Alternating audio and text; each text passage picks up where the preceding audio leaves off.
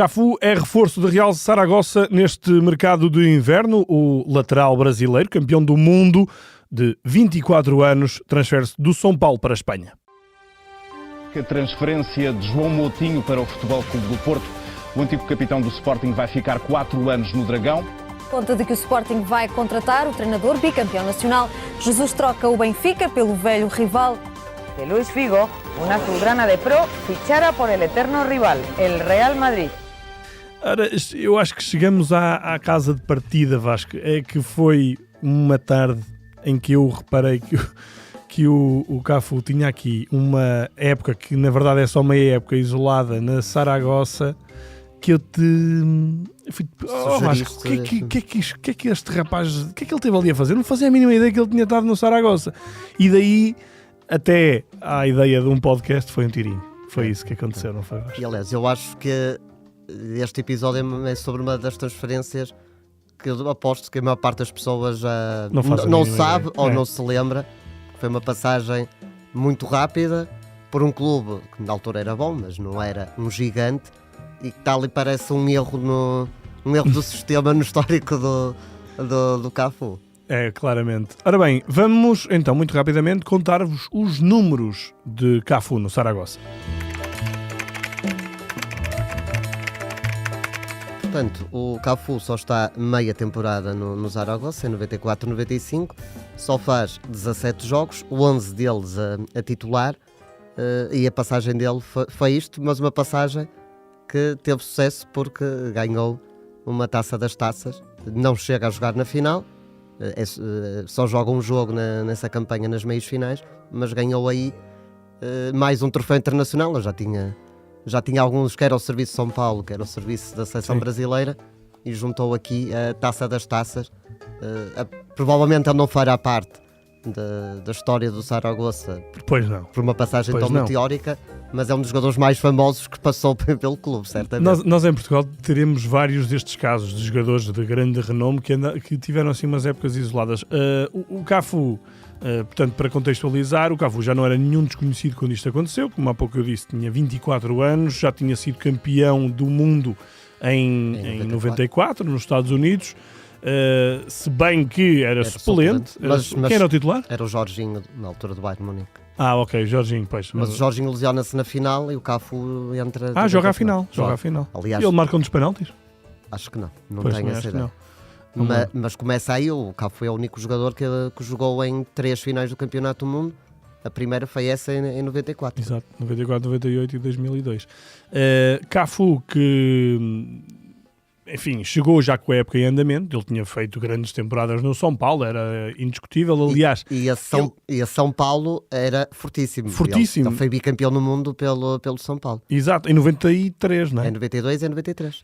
Ele faz 19 golos numa época, incrível, 19 golos numa época. Eu tenho a ideia que o Cafu no início da carreira também jogava algumas vezes, não só ao lateral direito, como mais adiantado no terreno. É que isto é impressionante, porque depois as outras épocas em que ele marcou mais golos, também foram todas no São Paulo, mas foi sempre 5 golos em cada. 19 golos estou parvo com isto. É que esse São Paulo, por onde ele passou, foi campeão do mundo em 92 contra o Barcelona e em 93 contra o Milan. E eram equipas fantásticas, quer do Barcelona, quer do Milan. E mesmo assim... É o Barcelona do 4-0, não é? Não, é anterior. É o que ganha a Sampdoria. Tem o Ronald Koeman, tem o Stoichkov, tem o Guardiola, tem o 4-0 perde com o Milan. Exatamente. Depois em 93 contra o Milan, o Van Basten já estaria ali na reta final da carreira e muito provavelmente nem deve ter jogado a final na altura da Taça Intercontinental, mas ainda tinha o Papa, o Baresi, o Maldini, o Albertini, e mesmo assim o São Paulo ganhou. Quem era o treinador? Era o Tele Santana, o histórico Tele Santana. Magnífico. Então, ele depois é contratado pelo Saragossa, não deixa de ser também curioso, mas nesta altura é bom reforçar, como já contámos também em episódios anteriores, havia a questão dos extracomunitários, não era tão fácil assim um clube de topo europeu contratar jogadores extracomunitários, e por isso ele chega ao Saragossa, só que ele apanha um tal de, eu até apontei aqui, Belsué, não é o lateral? Belsué, exatamente, o Belsué, que costumava jogar ao lateral. Eu acho que às vezes que ele foi titular foi quando o Belsué jogou a central. Houve ali algum central que se lesionou porque eles coincidiram várias vezes no 11. Mas então o Cafu passou completamente ao lado.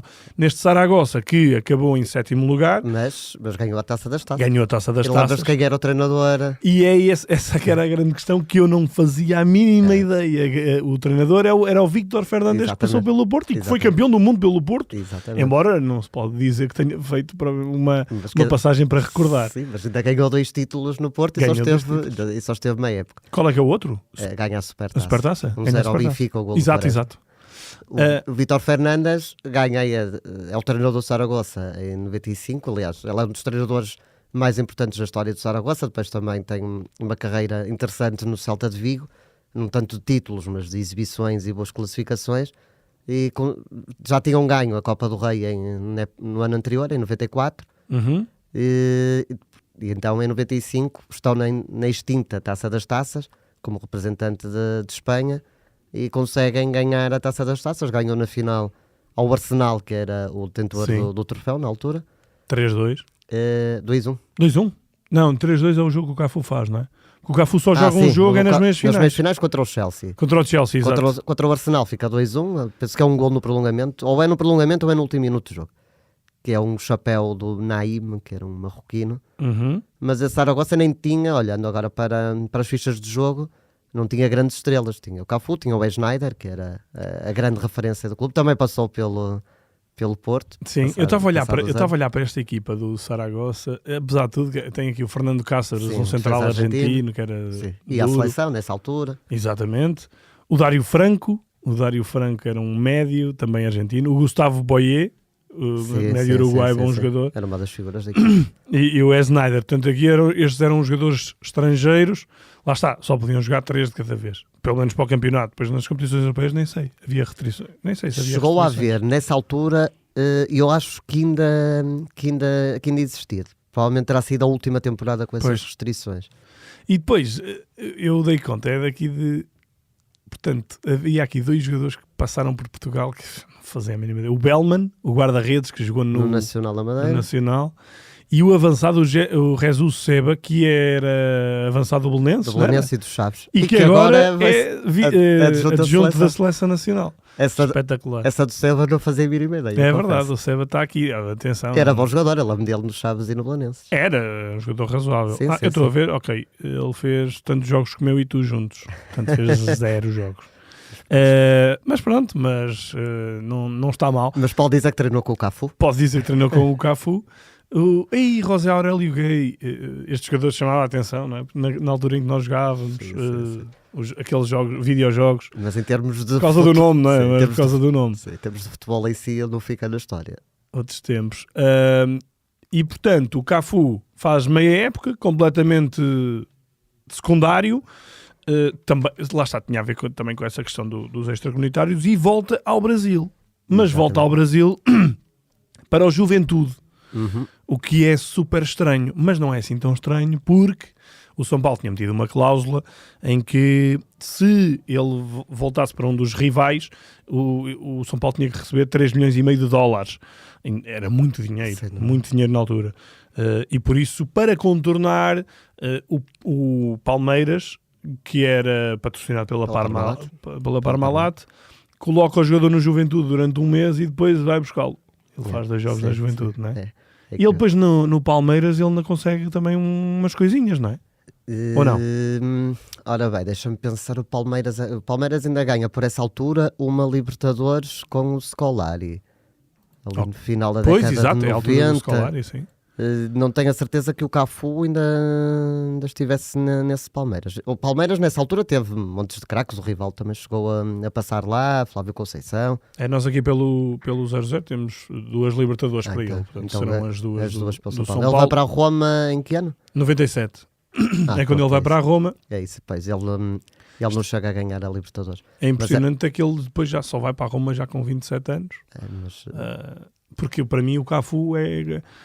Na minha cabeça o Cafu era quase tipo Zanetti, né? Jogou ali a vida toda em Itália, mas não é bem assim. Jogou 10 anos em Itália, 11 anos em Itália, um pouco mais na Roma do que no Milan.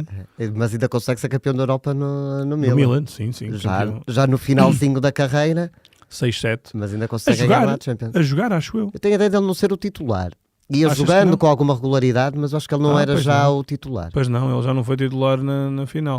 Foi nas meias finais fez aqui um joguito, entrou também com o Bayern nos quartos.